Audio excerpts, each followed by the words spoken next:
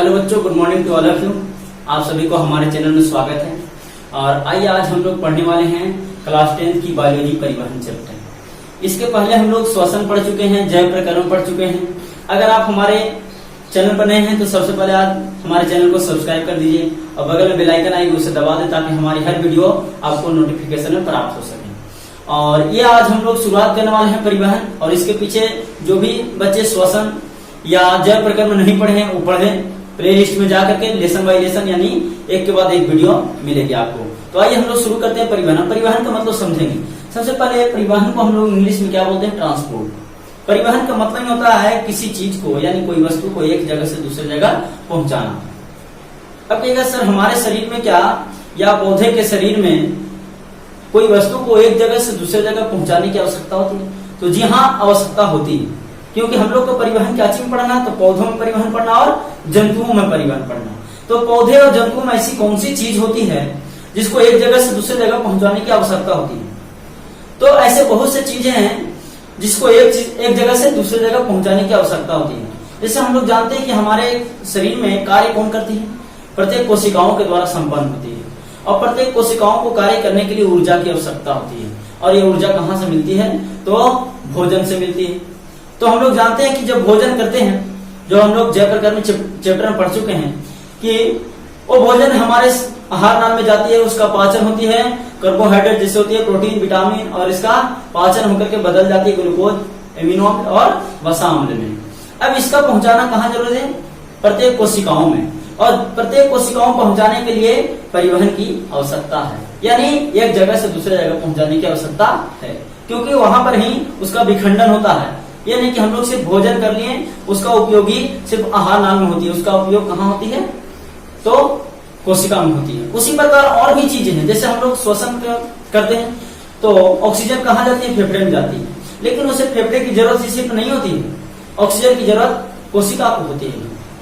क्योंकि हम लोग पढ़े हैं श्वसन चैप्टर में कि जब ऑक्सीजन जाती है ऑक्सीजन जाती है कहाँ? प्रत्येक कोशिका में, तो ग्लूकोज का क्या होता है? विखंडन होता है, जिससे ऊर्जा मिलती है। क्या मिलती है? ऊर्जा मिलती है। यानी जब तक ऑक्सीजन नहीं जाएगी ग्लूकोज का विखंडन नहीं होगा, यानी ग्लूकोज का हम उपयोग नहीं कर पाएंगे। अतः ग्लूकोज को पहुंचाना ही जरूरी है। पहुंचाना क्या जरूरी है? अर्थात परिवहन जरूरी है। तो परिवहन का मतलब समझ रहे हैं आप लोग। और भी अनेक चीजें हैं, जैसे हम लोग अभी समझें कि ग्लूकोज का जब विखंडन होता है तो निर्माण होता है क्या? कार्बन डाइऑक्साइड, जल और ऊर्जा। तो हम लोग जानते हैं हमारे शरीर को जल और ऊर्जा की तो आवश्यकता होती है, तो हम लोग इसका उपयोग कर लेते हैं, लेकिन कार्बन डाइऑक्साइड की आवश्यकता नहीं होती। तो इसका क्या होता है? शरीर से बाहर निकालना जरूरी होता है। यानी कोशिका से इसे फेफड़े में पहुंचाया जाता है और फेफड़े से फिर इसे पुनः बाहर निकाला जाता। तो हम ये समझ सकते हैं कि कार्बन डाइऑक्साइड को कोशिका से कहां पहुंचाना है? फेफड़ा तक, यानी एक जगह से दूसरी जगह पहुंचाना। तो इसके लिए भी कोई ना कोई तो तंत्र होगा, कोई सिस्टम होगी जो परिवहन का कार्य करेगी। तो इस प्रकार आप लोग समझ चुके होंगे कि इस चैप्टर में हम लोग क्या पढ़ने वाले हैं। यानी कोई भी चीज होती है जिसे एक जगह से दूसरी जगह पहुंचाना है, क्या कहलाती है? परिवहन कहलाता है। क्या कहलाता है? परिवहन। जैसे देखिए इसका परिभाषा लिखा हुआ कहता है समस्त उपयोगी पदार्थों को उनके मूल स्रोतों से, मूल स्रोत मतलब जहां से पहुंचाना जाता है। जैसे अभी हम लोग पढ़ें कि आहार नाल में क्या होती है? कार्बोहाइड्रेट, प्रोटीन और वसा जो रहती है वो पाचन में बदल जाती है, पाचन होकर के बदल जाती है क्या चीज में? ग्लूकोज में, अमीनो अम्ल में और वसा अम्ल में। तो उसका पहुंचाना कहाँ जाता है? प्रत्येक कोशिका में। तो उसके मूल स्रोतों से शरीर की प्रत्येक कोशिकाओं में पहुंचाना, कहाँ पहुंचाना? प्रत्येक कोशिकाओं में पहुंचाना। तथा अनुपयोगी पदार्थ जैसे कार्बन डाइऑक्साइड, अनुपयोगी या हानिकारक पदार्थों को कोशिकाओं से निकाल कर गंतव्य स्थान तक पहुंचाने की क्रिया को पदार्थों का परिवहन कहते हैं। क्लियर? यानी अभी हम लोग समझे कि जो उपयोगी पदार्थ है उसके मूल स्रोत से उसे प्रत्येक कोशिकाओं में पहुंचाना, और उनके कोशिका में जो हानिकारक पदार्थ है उसे बाहर यानी गंतव्य स्थान तक पहुंचाना। जैसे इसको कहाँ पहुंचाना? गंतव्य स्थान तक, जहाँ फेफड़ा में, फेफड़े से पुनः बाहर निकाला जाता है। तो जब तक यहाँ फेफड़े में नहीं आएगी तब तक कैसे बाहर निकलेगी? यानी इस प्रकार की जो क्रिया हुई, इस क्रिया को हम क्या कहते हैं? परिवहन कहते हैं। समझ गए? अब समझते हैं परिवहन के लिए एक विशेष यानी इस कार्य को करने के लिए एक विकसित तंत्र होते हैं। उसे हम लोग परिवहन तंत्र कहते हैं। क्या कहते हैं? परिवहन तंत्र। क्या बोलते हैं? परिवहन तंत्र कहते हैं, यानी ट्रांसपोर्ट सिस्टम। क्या बोलते हैं उसको? Transport system. Transport system. तो पूछेगा ट्रांसपोर्ट सिस्टम क्या है? यानी परिवहन कार्य करने के लिए या इस कार्य को करने के लिए, इस कार्य को करने के लिए, इस कार्य को करने के लिए हमारे शरीर में एक विकसित तंत्र होती है, एक विकसित तंत्र होती है। उसे क्या कहते हैं? परिवहन तंत्र कहते हैं। क्लियर? अब हम लोग को परिवहन पढ़ना है पादपों में और जंतुओं में। कहां पढ़ना है? पादपों में और जंतुओं में। सबसे पहले हम लोग समझेंगे पौधों में परिवहन कैसे होती है। अब पौधों में परिवहन समझने से पहले हमको यह समझना होगा कि पौधे में किन किन चीजों का परिवहन आवश्यक है। पौधों में परिवहन किन किन चीजों का करना आवश्यक है। तो पौधों में परिवहन के लिए बहुत सी चीजें होती हैं। सबसे पहले इसका स्क्रीनशॉट कर लीजिए या नोट कर लीजिए, उसके बाद हम लोग आगे बढ़ते हैं। तो क्या होगा?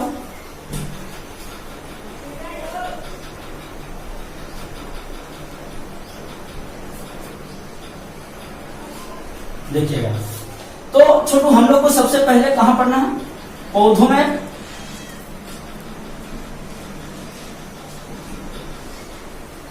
पौधों में परिवहन। क्या पढ़ना? पौधों में परिवहन, यानी पौधों में किन किन, सबसे पहले समझनी होगी पौधों में परिवहन से कि पौधों में किन किन पदार्थों की परिवहन की आवश्यकता होती है। तो पौधे में पदार्थों की जैसे जल, खनिज लवण, उसके बाद और भी खाद्य पदार्थ,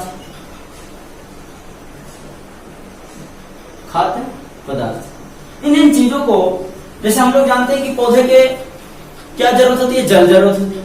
और जल कहां से मिलती है? जो हम लोग मिट्टी से, तो मिट्टी से उसको कहां पहुंचाना आता है? पत्तियों तक। और पत्तियों में जानते हैं कि क्या बनती है? भोजन बनती है। तो उस भोजन को कहां पहुंचाना रहेगा? शरीर के विभिन्न भागों में, जहां पर ग्रीन भाग नहीं है, क्योंकि हम लोग जानते हैं भोजन कहां बनती है? ग्रीन भाग में। और जो हरे भाग होते हैं, जो नॉन ग्रीन पार्ट होते हैं, जो हरे भाग नहीं होते हैं, वहां पर भोजन नहीं बनते है। तो वहां पर भोजन को पहुंचाना आवश्यक होती है। तो आइए हम लोग समझते हैं कि इन पदार्थों को परिवहन के लिए क्या क्या सिस्टम कार्य करती है।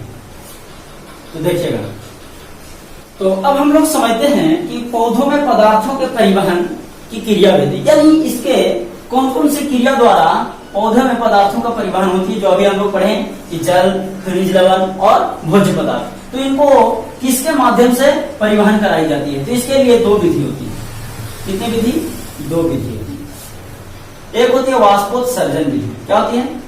वाष्पोत्सर्जन विधि द्वारा, और एक स्थानांतरण विधि द्वारा। क्या होती है? स्थानांतरण विधि द्वारा, यानी ट्रांसलोकेशन। क्या बोलेंगे? ट्रांसलोकेशन। कौन सी विधि द्वारा? ट्रांसलोकेशन द्वारा। और वाष्पोत्सर्जन यानी ट्रांसपीरेशन द्वारा। ट्रांसपीरेशन द्वारा। तो वाष्पोत्सर्जन द्वारा कौन कौन से पदार्थों का परिवहन होती है? जैसे जल, खनिज लवण। क्या होती है? खनिज लवण, यानी दो पद वाष्पोत्सर्जन द्वारा भी होती है, और मूल दाब। क्या होती है? मूल दाब,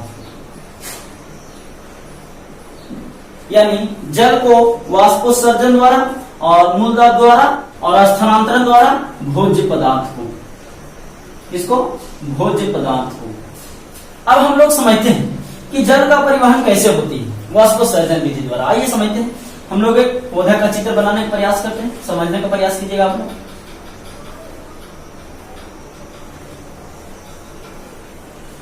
ये जड़ हो गई और यह पौधे हो गए।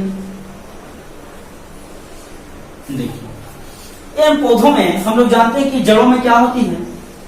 ये जड़ कहां होती है? मिट्टी में होती है। कहां होती है? मिट्टी में होती है। और मिट्टी में जानते हैं क्या होती है? जल होती है, खनिज लवण भी होती है। क्या होती है? खनिज लवण भी होती है। क्या होती है? जल भी होती है और खनिज लवण भी होती है। तो इसको समझने के लिए आपको एक जरूरत पड़ेगी परासरण की। कौन सा विधि?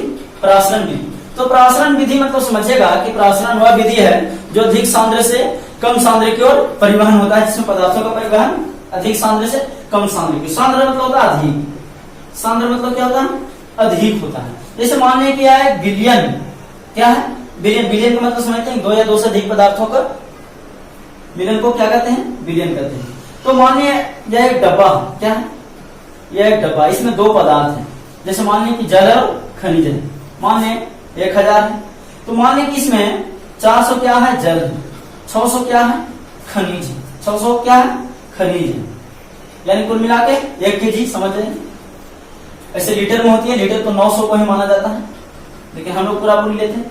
तो 400 में 400 क्या है जल, तो जल क्या है कम है, खनिज क्या है ज्यादा है, खनिज क्या है ज्यादा है, यानी सांद्र क्या होगा ये हो गया अधिक, यानी परिवहन किधर से होगा, इधर से इधर होगा, इधर से इधर, इधर से इधर, क्योंकि परासरण के मतलब ही समझे कि अधिक सांद्र से कम सांद्र की ओर। अगर यही 600 जल हो, 600 जल और 400 खनिज, तो ज्यादा कौन हो गया जल, क्या हो गया जल, और खनिज लवण क्या हो गया कम हो गया, तो इसका जल का सांद्रण किधर होगा, इधर से इधर होगा।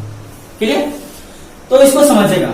जैसे मिट्टी में क्या होता है खनिज लवण दोनों होते हैं, और इसको पहुंचाने के लिए 2 उत्तक होते हैं। कितना उत्तक, 2 उत्तक, एक होती है जाइलम उत्तक, जाइलम, और एक होती है फ्लोएम उत्तक। तो जाइलम द्वारा जड़ से जल और खनिज लवण को पहुंचाया जाता है, और फ्लोएम द्वारा, इसके द्वारा फ्लोएम द्वारा पत्तियों में मौजूद, जैसे इसके पत्ती कहाँ होते हैं ऊपर होते हैं, तो पत्तियों में भोज्य पदार्थ बनते हैं, तो भोज्य पदार्थ को अनेक भागों में पहुंचाने के लिए कौन सा उत्तक होती है, फ्लोएम उत्तक होती है। कौन सा होता है, फ्लोएम उत्तक, समझिएगा। तो जाइलम उत्तक को सबसे पहले बनाने के लिए समझिए, जैसे जाइलम उत्तक क्या होती है कि जड़ से जुड़ी रहती है, थोड़ा बड़ा बड़ा हम बना दे रहे हैं, टाइम कम लगेगा इसलिए।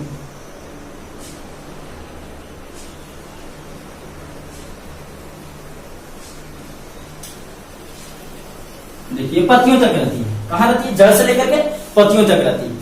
अब देखिए, और इससे जड़ें जुड़ी रहती है। अब देखिए वाष्पोत्सर्जन में क्या होता है कि वाष्प यानी जल जो है निकलती है, वाष्पोत्सर्जन का परिभाषा भी समझेगा। वाष्पोत्सर्जन यानी ट्रांसपीरेशन, तो पौधों में मौजूद पत्तियों में, पौधे के पत्तियों में मौजूद रंध्रों द्वारा, किसके द्वारा, रंध्रों द्वारा जल को वाष्प के रूप में बाहर निकालना ही क्या कहलाता है, वाष्पोत्सर्जन कहलाता है। पौधे में मौजूद पत्तियों में रंध्र के द्वारा, किसके द्वारा, रंध्र, या जिसको स्टोमाटा बोलते हैं, क्या बोलते हैं, स्टोमाटा कहते हैं। तो स्टोमाटा द्वारा या रंध्र द्वारा जल को बाहर निकालने की क्रिया को क्या कहते हैं, वाष्पोत्सर्जन कहते हैं। तो देखिए सबसे पहले इसमें जो जल है, इसमें क्या भरा हुआ जल, इसमें क्या भरा हुआ जल भरा हुआ, तो ऊपर से वाष्पोत्सर्जन हुआ तो क्या हो गया, खाली हो गया, क्या हो गया, यहाँ जल क्या हो गया, खाली हो गया। तो फिर इसका क्या होगा, अभी हम लोग पढ़े परासरण में कि जिधर कम रहेगा उधर फटाक से हो जाएगा, तो यहाँ से कहाँ हो जाएगा, यहाँ पर जल, इसमें खाली हो गया, फिर इसमें कहाँ जाएगा, इससे इसमें आ जाएगा, इसमें खाली हो जाएगा जल, तो फिर यहाँ से, तो उसी प्रकार जब एक समय यहाँ आएगा तो इसमें खाली होगा, तो यहाँ क्या होगा, जड़ में जल अधिक हो जाएगा, यानी सांद्र यहाँ पर अधिक हो गया और यहाँ पर कम सांद्र हो गया, तो जड़ से कहाँ चला जाएगा, जड़ से कहाँ चला जाएगा, कोशिका में, जाइलम उत्तक में, कहाँ चला जाएगा, जाइलम उत्तक में। इस प्रकार जल हमारे पौधों में अवशोषित होते रहते हैं। क्लियर, तो समझते हैं हम लोग मूल दाब द्वारा, किसके द्वारा, मूल दाब द्वारा। तो मूल दाब को समझने के लिए समझेगा कि इसके जड़ों में हम लोग समझते हैं इसके जड़, तो जड़ में भी कुछ ना कुछ जल और खनिज लवण होती है, जड़ में भी क्या होती है, जल और खनिज लवण होती है। और कहा मिट्टी में भी, मिट्टी में भी क्या है, जल और खनिज लवण। तो देखिए इसमें क्या होती है, एक दाब उत्पन्न होती है, क्या होती है, एक दाब उत्पन्न होती है। देखिएगा आगे समझिएगा पहले, तो क्या होती है कि इसमें जब खनिज लवण आती है जो आयन के रूप में, किसके रूप में, आयन के रूप में, हमेशा याद रखिएगा पौधे यानी जो पौधे जो होते हैं वो खनिज लवण किस रूप में अवशोषित करते हैं, आयन के रूप में, किस रूप में, आयन के रूप में अवशोषित करते हैं। और भी चीज को जरूरत होती है, फास्फोरस, नाइट्रोजन इत्यादि का जरूरत है, जो कहाँ से, यानी 16 प्रकार के पोषक तत्व जो मिट्टी से अवशोषित करते हैं। हम लोग के यहाँ 16 प्रकार की नहीं पढ़नी है, आगे की क्लास में पढ़ेंगे, 12th के हैं चैप्टर, तो ये समझिएगा। तो जैसे इसमें खनिज लवण आया, इसमें क्या किया, मिट्टी से खनिज लवण को अवशोषित किया, तो इसमें क्या हो गया, खनिज पदार्थ ज्यादा भर गई, क्या हो गई, ज्यादा भर गई। जिससे इसमें क्या है कि लोड है पहले से जल और खनिज लवण, और इसमें खनिज लवण नहीं है, तो ये क्या हो गया, भारी हो गया। यानी जैसे ही इसमें आया तो इसमें जल क्या हो गया, ऊपर चढ़ गया, दाब के कारण ये ऊपर चढ़ गया। जैसे हम लोग क्या समझते हैं कि एक जैसे मान्य है या एक डब्बा है, तो इसमें पहले से जल और खनिज लवण है और हम इसमें और भी ज्यादा खनिज भर देंगे, तो क्या होगा, इस पर लोड पड़ेगा, यानी इसमें दाब उत्पन्न होगा, तो कम दाब की ओर भागेगा, क्या होगा, जो कम रहेगा क्या होगा, भागेगा। तो जल यहाँ पर क्या हो गया, कम गया, तो ये क्या हो जाएगा, ऊपर भागेगा। तो यहाँ पर जल क्या हो गया, खाली हो गया, जल क्या हो गया, खाली हो गया। अब इसके माध्यम से क्या होगा कि जो मिट्टी में जल है तो इसमें अधिक है, इसमें कम है, यानी इसका सांद्र अधिक है मिट्टी में जो जल है उसका, और इसमें जो मूलों में उसका कम है। तो यहाँ से फटाक से जल कहाँ चढ़ गया, इसमें चल गया, यानी मूल दाब द्वारा भी कहाँ चल गया, ऊपर चला गया। यानी अभी पढ़े थे कि वाष्पोत्सर्जन विधि द्वारा जल को अवशोषित होना, अभी हम लोग पढ़ रहे हैं मूल दाब द्वारा। किसके द्वारा, मूल दाब द्वारा, किसके द्वारा, मूल दाब द्वारा जल का स्थानांतरण हुआ। और ये उसी प्रकार ये दाब जो इसमें दाब उत्पन्न हुआ, लोड पड़ा, इसमें जो दाब उत्पन्न, इसी को हम लोग क्या कहते हैं, मूल दाब कहते हैं। क्या कहते हैं, मूल दाब कहते हैं। क्लियर, आशा करते हैं आप लोग समझ गए होंगे। आगे समझेगा, इसमें वाष्पोत्सर्जन में कुछ पॉइंट कि जो वाष्पोत्सर्जन जो होती है, यानी जो उड़ती है जल, वो कितना एक पौधे अपने जीवन काल में कितना करती है, जीवन काल में कितना जल को वाष्पोत्सर्जित करती है। तो अपने जीवन काल में अपने भार के 100 गुना, अपने भार के 100 गुना पौधे अपने भार के कितना 100 गुना जल वाष्पोत्सर्जित करती है अपने जीवन काल में। अगर एक पत्ते की बात करें, क्या चीज, एक पत्ता, ये पत्ता जो है वह कितना जल वाष्पित करता है, तो ये अपने भार के बराबर, ये अपने भार के बराबर, कितना, अपना भार के बराबर। उसी प्रकार एक मकई का पौधा, क्या, एक मकई का पौधा कितना जल वाष्पित करेगा, तो ये जल 3 से 4 लीटर, कितना लीटर, 3 से 4 लीटर। अगर हम लोग बात करें सेब, एक सेब का पौधा, तो एक सेब का पौधा कितना जल वाष्पित करता है, तो ये करता है 10 से 20 लीटर, कितना लीटर, 10 से 20 लीटर। क्लियर, कुछ पॉइंट है, समझेगा।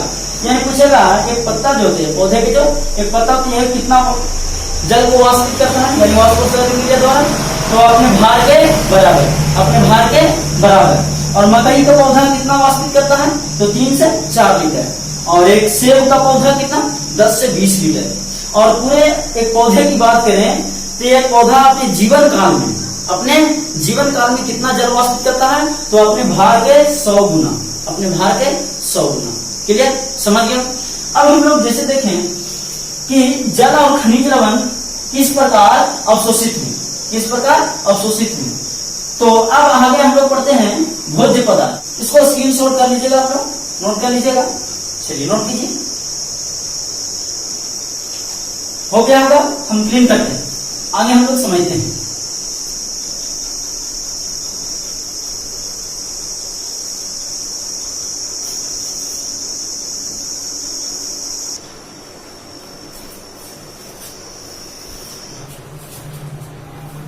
देखिए, अब हम लोग समझते हैं भोज्य पदार्थों का परिवहन कैसे होती है, पौधों में भोज्य पदार्थों का। देखिए, यह एक मान लीजिए पौधा, क्या है, यह एक पौधा, मान लीजिए यह क्या पौधा है।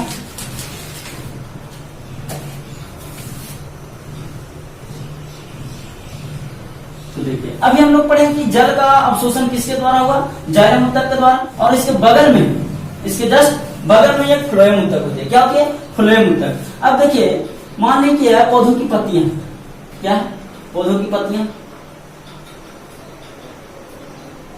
इसमें भोज्य पदार्थ बना, इसमें क्या बना, भोज्य पदार्थ बना। तो इससे भोज्य पदार्थ कहाँ आएगी, इससे भोज्य पदार्थ कहाँ, जाइलम ऊतक में, सॉरी फ्लोएम ऊतक में। कौन सा ऊतक में, फ्लोएम ऊतक में। अब इस फ्लोएम ऊतक में क्या होगा, पहले से भी तो कुछ होगा, पहले से भी भोज्य पदार्थ होगा। तो जैसे इसमें भोज्य पदार्थ आया तो इसमें जल की क्या हो गई, कमी हो गई। क्या हो गई, जल की कमी हो गई, क्योंकि इसमें अभी हम बताएं क्या है, मान लीजिए डब्बा है तो इसमें 2 पदार्थ भरे हुए हैं, तो क्या इसमें जब यह आया तो जल की क्या हो गई, कमी हो गई, जल कम। तो इधर से जस्ट बगल में क्या होती है, जाइलम ऊतक। तो इसका काम ही है कि जहां पर जल की कमी होती है वहां पर पूर्ति करना। तो इधर सांद्र अधिक है जल का और इधर कम है, तो यहाँ से जल कहाँ आ गया, यहाँ आ गया। और जो भोज्य पदार्थ है उसका ट्रांसफर ऊपर होगा या नीचे होगा, ऊपर होगा या नीचे होगा, जहां पर ग्रीन पार्ट नहीं है यानी हरा भाग नहीं। मान इसको नजदीक में यहीं पर मिल गया, भोजन की आवश्यकता पड़ गई, तो यहाँ से भोजन कहाँ चला गया, यहाँ चला जाएगा, या फिर यहाँ मिल करके आगे मिला तो यहाँ चला जाएगा। उसी प्रकार ऊपर भी हो सकता है, यानी भोज्य पदार्थ काम है जहां पर होती है उसके जस्ट बगल में ऊपर भी जा सकती है और नीचे भी जा सकती है, लेकिन जल कहाँ से उसका स्थानांतरण सिर्फ एक और होती है, यानी एक दिशा में होती है। कहाँ होती है, एक दिशा में होती है, यानी नीचे से ऊपर, लेकिन इसका दोनों दिशा में, ऊपर भी हो सकती है नीचे भी हो सकती है। अब यहाँ पर एक पत्ता है, तो इस पत्ता में जो भोजन बना उसका भोजन का स्थानांतरण हुआ, इधर भी हो सकता है परिवहन और इधर भी हो सकता है। क्लियर? तो इस प्रकार हम लोग समझे पौधों में खनिज लवण और भोज्य पदार्थों का परिवहन कैसे हुई, यानी जाइलम और फ्लोएम ऊतक के द्वारा। अगर भुला देगा तो याद रखेगा, जाइलम कहाँ, जड़ से, भुला देगा तो जड़ से शुरू हो रहा है, या भी जड़ से, और जड़ से क्या होता है, जल, क्या होती है, जल। यानी जाइलम ऊतक जो है जड़ से जल को कहाँ पहुंचाती है, पौधे के पत्तियों तक, कहाँ, पौधे के पत्तियों तक। और फ्लोएम ऊतक क्या होती है, फ्लोएम, तो फ्लोएम ऊतक का काम क्या है, तो पत्तियों में बने हुए भोज्य पदार्थ को पौधे के विभिन्न भागों में पहुंचाना, दोनों दिशा में, ऊपर दिशा में और नीचे भी, यानी दो दिशीय कार्य करता है। क्या करता है, दो दिशीय। अब पूछेगा कि जाइलम और फ्लोएम ऊतक में अंतर, जाइलम और फ्लोएम ऊतक में अंतर, तो जाइलम और फ्लोएम ऊतक में अंतर हुआ, पहला क्या हो गया, पहला कि इसका कार्य क्या है, तो जड़ से, कहां से, जड़ से जल को पत्तियों तक पहुंचाना, जड़ से जल को पत्तियों तक पहुंचाना। और इसका कार्य क्या हो, तो पत्तियों में बने हुए भोज्य पदार्थ को, पत्तियों में बने हुए भोज्य पदार्थ को दोनों दिशाओं में, ऊपर की ओर और नीचे की ओर पहुंचाना, दोनों दिशाओं में। यानी दूसरा अंतर कहेंगे कि जाइलम ऊतक एक दिशीय कार्य करती है। कैसा कार्य करती है, एक दिशीय, और यह दोनों तरफ, या दोनों तरफ यानी द्विदिशीय। या दूसरा तीसरा अंतर कहेंगे, जाइलम ऊतक मृत होती है, क्या होती है, मृत होती है, और फ्लोएम ऊतक जीवित होती है, यानी जीवित कोशिकाओं की बनी होती है। किसकी बनी होती है, जीवित कोशिकाओं की बनी होती है। तो इस प्रकार हम लोग देखें जाइलम और फ्लोएम ऊतक के बारे में। अब हम लोग अगले पढ़ेंगे, अगले वीडियो में जंतुओं में भोज्य पदार्थों या और भी पदार्थों का परिवहन कैसे होती है। आप लोग को अगर वीडियो अच्छा लगा तो वीडियो को लाइक करें और आगे शेयर करें, ताकि और भी बच्चे जुड़ पाएं और पढ़ पाएं। लॉकडाउन की वजह से बहुत से ऐसे बच्चे हैं कि कोचिंग की ना जाने की वजह से अपनी तैयारी नहीं कर पा रहे बिहार बोर्ड की। तो आशा करते हैं आप लोग ऐसा करेंगे। अगर हमारे चैनल पर नए हैं तो सबसे पहले हमारे चैनल को सब्सक्राइब कर दीजिए। थैंक यू, धन्यवाद।